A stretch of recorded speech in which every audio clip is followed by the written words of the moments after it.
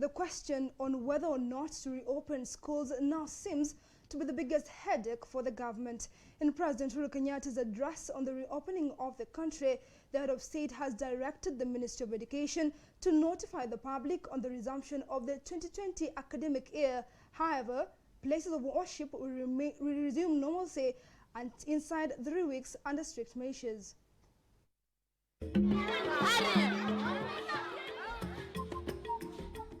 In June, President Uhuru Kenyatta, in a state address, hinted at the possibility of schools reopening come September, with the fate of primary schools, secondary schools and universities remaining at the hands of the Ministry of Health.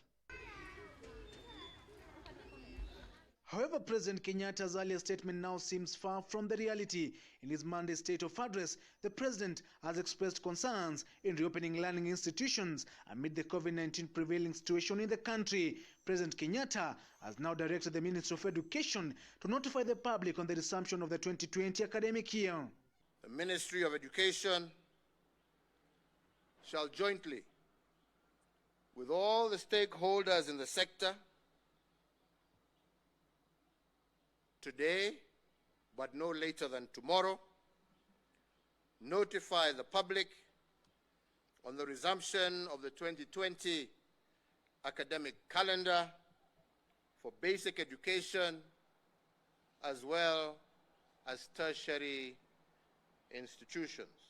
The country has been confronted with a dilemma of whether to reopen schools or not. President Kenyatta's position indicating a difficulty in reaching out a solution to reopen back the education sector. This order to partially reopen will only bear fruit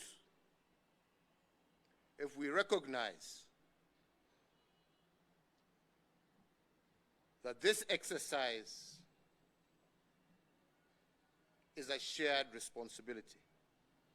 I must also be clear that that shall be based on the behavior of each and every one of us individually. In an earlier statement by the Education Cabinet Secretary Professor George Magoha, over 300,000 teachers will be tested of COVID-19 before schools reopen, a position that was termed an impossibility by the Minister of Health on Sunday.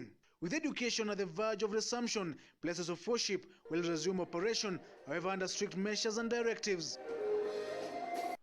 Twasikia watu wakisema, hii ugonjwa si ugonjwa wa kweli kwa sababu mtu hajui, mtu sio kitu unaweza kushika ama kuona. Na wengi ambao wanaopata wanapona, ni kweli. Lakini nataka niwaambie ya kwamba pia idadi ambao wanapata huu ugonjwa na wamelazwa katika mahospitali mbali katika taifa letu, idadi yao pia yaendelea kupanda. The president has said the country will commence a phased reopening of places of worship. According to the new directives, only a maximum of 100 congregants will be allowed. A service should not last more than an hour, while Sunday schools and madrasas will remain suspended. Additionally, congregants should be above 13 years old and below 58 years old under the new guidelines, while people with underlying diseases will not be allowed to congregate in churches. Tumekubaliana ya kwamba hawa pia wako na jukumu. Tuwataka wananchi wetu, tukiwa nchi ambayo tunamcha Mungu, tunataka warudi makanisani, tunataka warudi misikitini, tunataka warudi. Lakini tumekubaliana ya kwamba jukumu itakuwa lao. Hatuwezi kuwa na askari kwa kila kanisa, hatuwezi kuwa na maofisa wa afya katika kila msikiti.